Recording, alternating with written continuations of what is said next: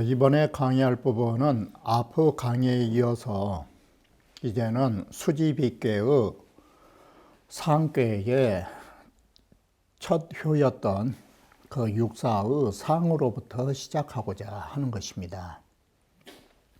육사의 지정학적인 지위를 보면 바로 구호 바로 밑에 있기 때문에 아래에 삼효를 떨쳐버리고 위로 구호와 상응관계를 가지려고 한다라고 볼 수 있는 것입니다.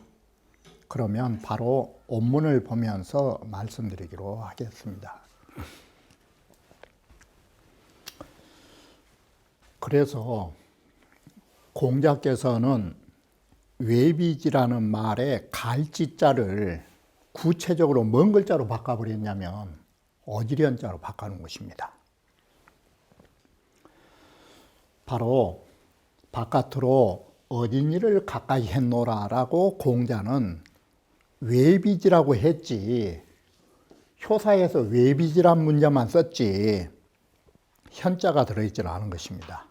그런데 공자께서 이 상을 쓰시면서 외비의 현은 딱 그려버린 것입니다. 바깥으로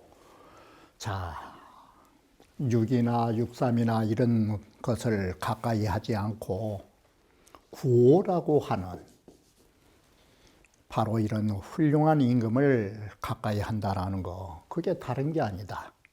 종상이라는 말은 반대로 생각하시면 뭐가 나오느냐, 아래를 버려버린 것입니다.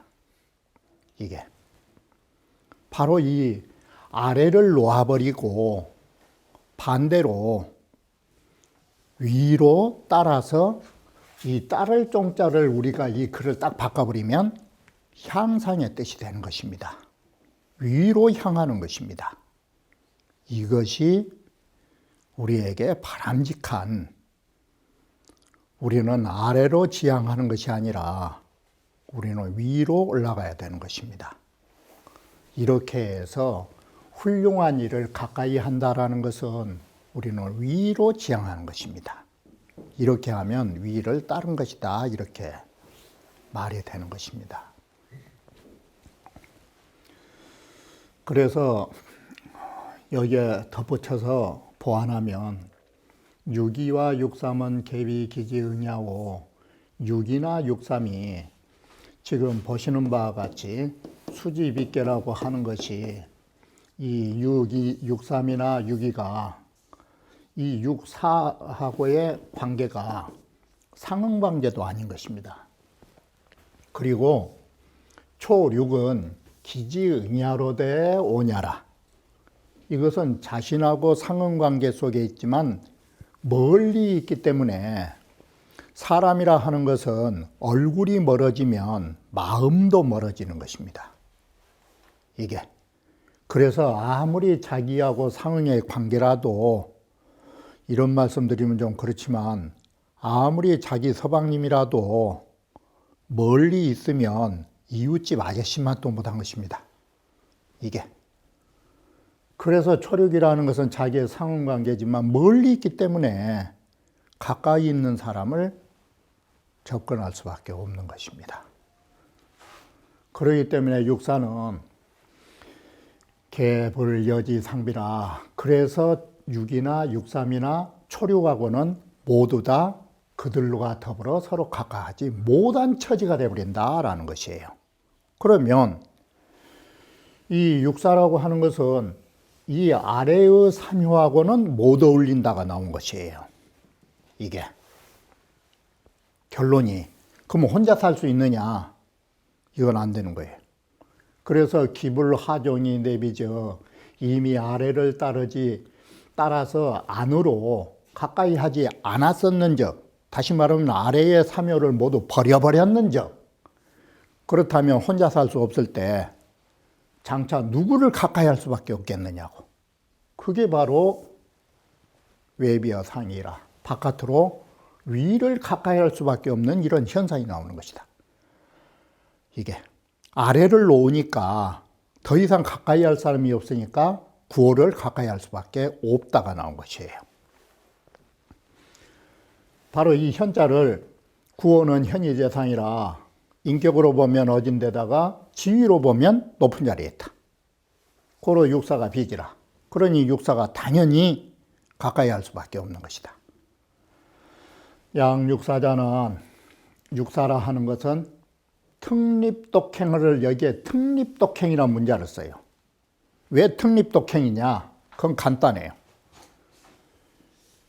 이렇게 보면 육사라고 하는 것이 아래로 한 뭉태기로 의미 있는 것이에요. 그런데 자기만 유독 나머지 사묘를 버리고 홀로 서서 구호로 가까이 하는 게 된 거예요. 이것을 상징적으로 쓴 것이 특립독행이에요. 이게 같은 떼거리로 뭉쳐다니지라는 것이에요. 이게 그것이 특립독행을 하니까 이 특립독행은 뭐냐? 이거예요. 광일세의 물이 나고 한 세대를 혼자 텅텅 비워갖고 이웃이 없는 사람이고 사일인이 무이자연저 한 사람을 위로 섬기면서 다시는 어느 누구도 둘이 없다 이 소리는 다른 사람을 가까이 한 적이 없다. 이게 특립독행의 양상이다. 그러니 바로 이것이 가히 정기르라. 이것이 올바른 일이고 길한 일이라 말할 수 있다.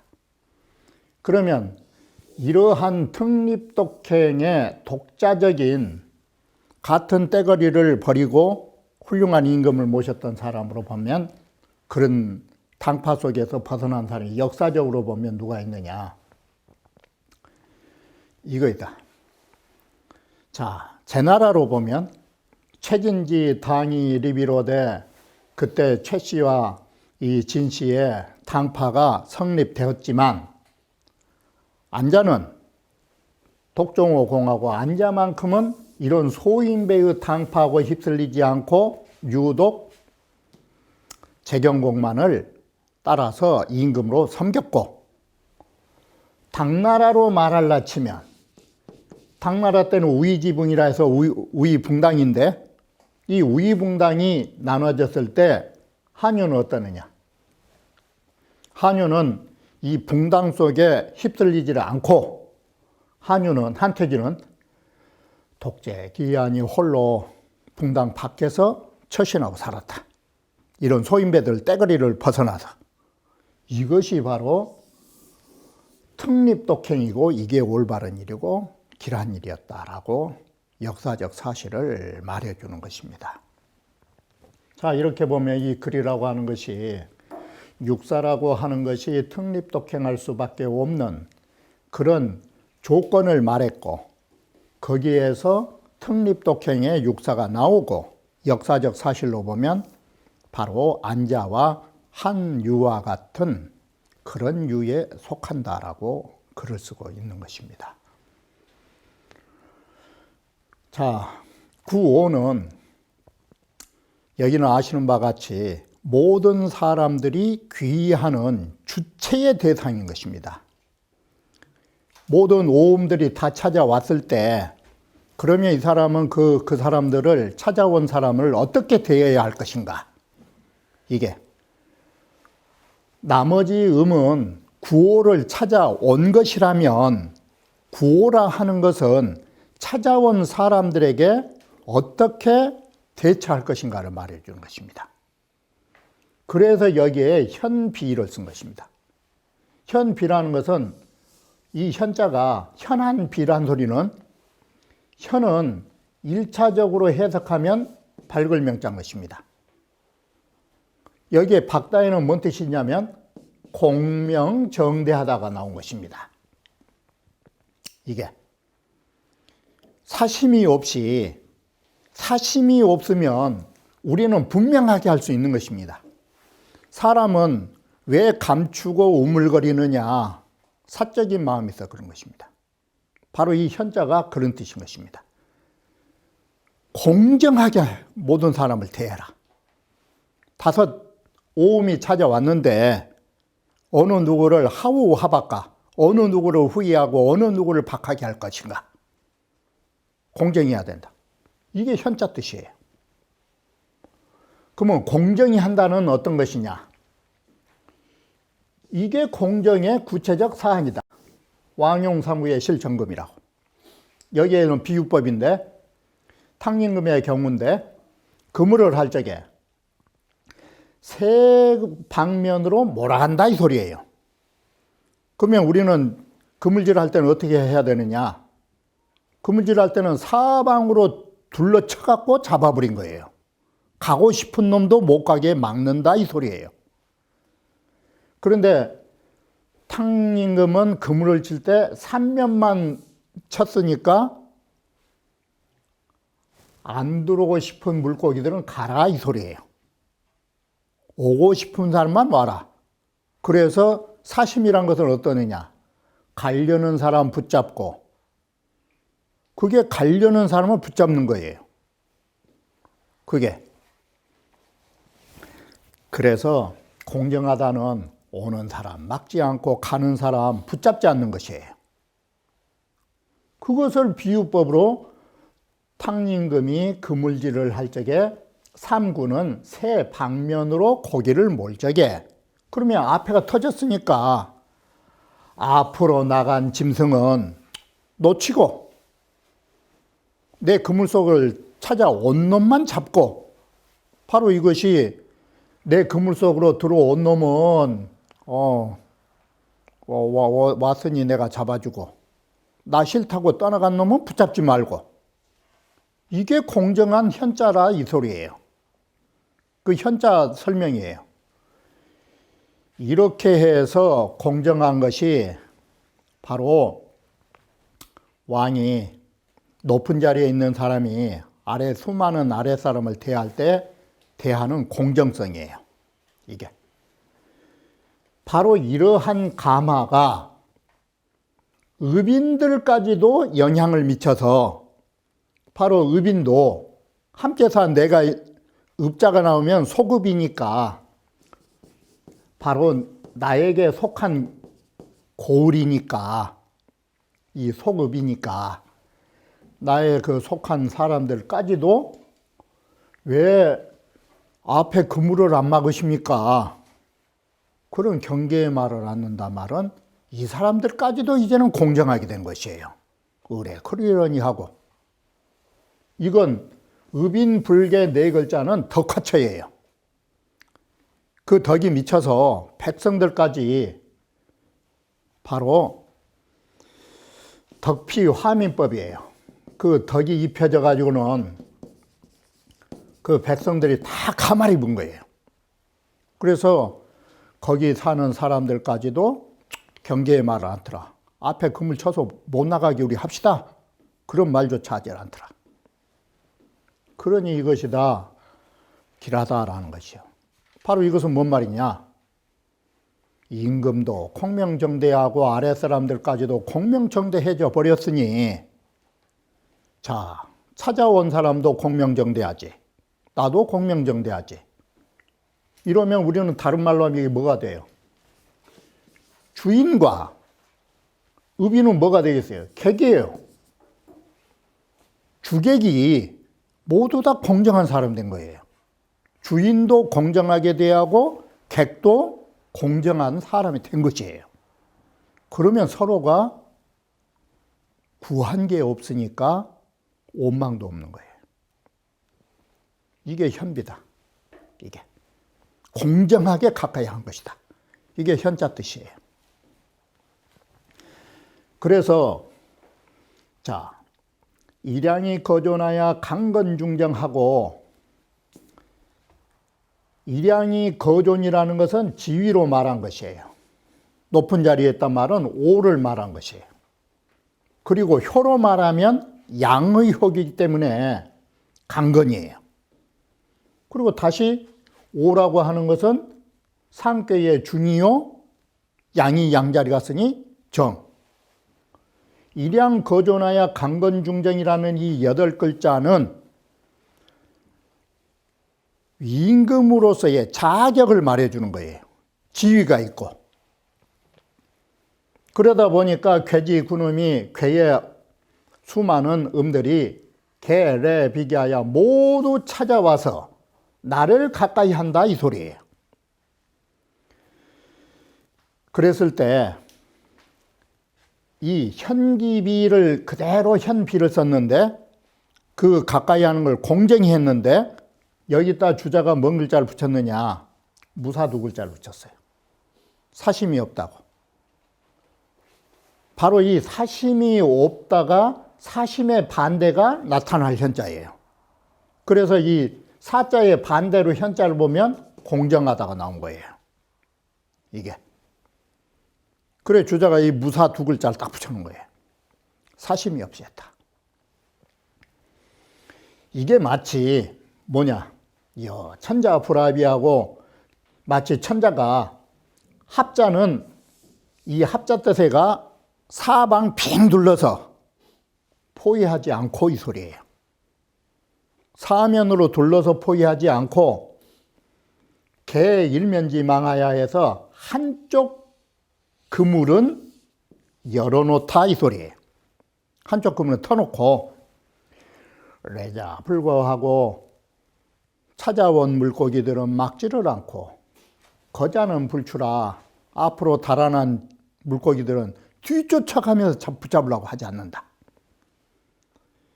바로 이것이 두보의 시로 빌려 말하면 강촌이란 시에 차례자거 당상년이요 스스로 찾아왔다 스스로 가는 것이 당위의 제비처럼 우리가 제비 보면서 오면 오고 가면 가는 거지 강남 가는 제비 뒤쫓아갈 수 있는 것이에요? 그런 거 없는 거예요. 오면 오고 가면 가고. 바로 이렇게 우리는 잡으려 해서도 안 되고 오라고 손짓할 필요도 없어요. 오는 제비 그저 받아들이고 가는 제비 잘 가라고 보내면 되는 거지. 거기에 뭘 붙잡고 오라고 손짓할겠냐. 벌써 손짓하고 오라고 손짓하는 장사 그 사심이 있어 그런 거예요. 그 호객행위라는 것이 간단하게 말하면 왜 손님 오라고 그렇게 손짓을 해요? 그건 뻔한 것이에요. 바로 이것이 고위용 삼구 실전금이요. 이것이 바로 세 방면으로 짐승을 몰고 앞으로 가는 짐승은 놓친다. 이를 실자 놓친 것이고 의빈들까지도 그런 경계를 하지 않은 상이 된다. 이 의빈이란 뭐냐? 개수, 사속이나 이 의빈을 사속이라고 한 거예요. 의빈 두 글자를 사속 그래요. 개인적으로 속해 있는 백성들. 비록 사속인 의빈들까지도라고 말합니다. 여규상의하야라고 하는 것이 바로 윗사람의 뜻을 안다라고 하는 것이 주인의 뜻을 안 것이요 임금의 뜻을 안 것이에요. 그러면 여기에서 말한 뜻이란 뭘 지칭하고 있느냐? 현비의 이 현자 뜻이에요. 이게 바로 이 공명정대라고 하는 우리 임금이 공명정대 하셔서 앞으로 떠나가는 자는 뒤쫓지 않는다라는 걸 알고 계신다 이것이에요. 알고 있다라는 것이에요. 의빈들까지도. 그래서 여기에 또한 윗사람의 의중을 알고서가 가마처예요. 이게 백성들까지 가마가 돼가지고 여기에 뭐라고 그랬어요? 경계계자를 불상경비 이구 필득이 아니 그래요. 서로 경계하고 완전히 사방을 다 두드러 막으면 비자가 된 거예요. 완전히 갖춰가지고 이구 필득이 뭐예요? 여기가 필득이라고 하는 것이 반드시 얻어야 되겠다라고 하면 이게 탐욕이에요. 반드시 그럼 잡아야 된다고. 그건 탐욕으로 넘어간 것이에요. 그래서 위에 사람의 공명정대한 사심 없는 욕심 없는 뜻을 알고서 서로 경계하고 갖춰가지고 반드시 얻으려고 하는 것을 추구하지 않더라라는 것이에요. 그래서 앞에서 말씀드렸던 것이 상치하하로 위에 사람이 정치를 잘해놨더니 아래 사람들까지도 다 가마를 입어가지고 심지어 그 백성들까지도 다 그물질할 때 삼면으로 하더라 이런 식이 되는 거예요. 이게 범차게 길지도야라 무릇 이런 것이 다 기란도라고 한다. 점자 여시적 길야라. 점친 사람이 이렇게 공명정대해야 된다. 이게 이렇게 해서 이 공명정대해야 된다라는 거, 이것이 바로 무사라는 말을 다른 표현으로 이 말을 하면 무사심이에요. 사심이 없는 거예요. 이것이 가장 공정한 방법이에요. 이게 사람을 대할 때. 우리가 사심이라고 하는 것이 항상 이 후박에서 나타나는 것이에요. 어떤 사람은 후의하고 어떤 사람은 박하게 하고, 바로 무사심이라고 하는 것이 하우하박이라고 이렇게 쓰는 거예요. 그 어느 누구를 후의하고 어느 누구를 박하게 할 것인가, 이러면 원망이 없는 거예요. 이게. 자, 그럼 역사적인 예로 우리 한번 들어보면 무엇과 같으냐. 이게 바로 그물을 열어놓고 올 사람 오고 갈 사람 가라고 하는 것이 맹자에서 우리 자주 봤던, 역사에 나왔던 시경 같은데, 태왕이 겁이 날 때, 태왕이 오랑캐들한테, 훈육한테 쫓겨가지고 빈 땅을 버리고 떠나갈 적에 총지자 여귀시라, 바로 나는 도저히 여기서 있을 수 없으니 가니까 편한 데 다 가시라고 백성들대로 가라고 해도 태왕을 따르는 자는 마치 저자거리 찾아가는 사람들처럼 그렇게 많이 따라왔다고. 바로 이것이 뭐냐. 구금이 금 불거라. 짐승들어 너희들 살 길 있으면 가라고. 내 몰았는데도 짐승들이 가지 않고 그냥 꾸역꾸역 찾아든 거하고 똑같은 격이라고. 그리고 또 한 예를 들면, 맹자에서 자주 나왔지만 여기도 성탕이 정갈할 때 탕림금이 갈 땅을 정벌했을 때 문지자 온 후여져, 바로 탕림금이 정벌을 하니까 회의후하오, 어찌해서 우리들은 나이였자가 우리는 왜 이렇게 뒤에 치러 오십니까? 라고 원망한 거 봐라. 이게 동면이정에 설이 오나고 동쪽을 향하여 정벌을 가노라면 서쪽에 있는 그 사람들이 회의후하고 어째서 우리는 뒤에 치러 오십니까? 빨리 오시지. 라고, 그렇게 왜 우리는 뒷전으로 이렇게 밀어놨느냐고 원망한 걸로 보면, 이건 불령이 처벌령이니 명령하지 않았는데도 명령한 것보다도 더 빨리 감화가 간 것이다. 그럴 때 성인 하심제론고 태왕이나 성왕이 무슨 마음을 갖고 했느냐.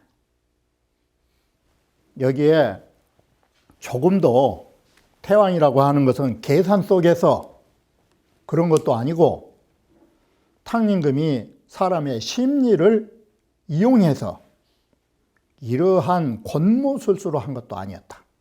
만약에 어떤 마음을 둬갖고 했다면 그건 현비라고 할 수 없는 것입니다.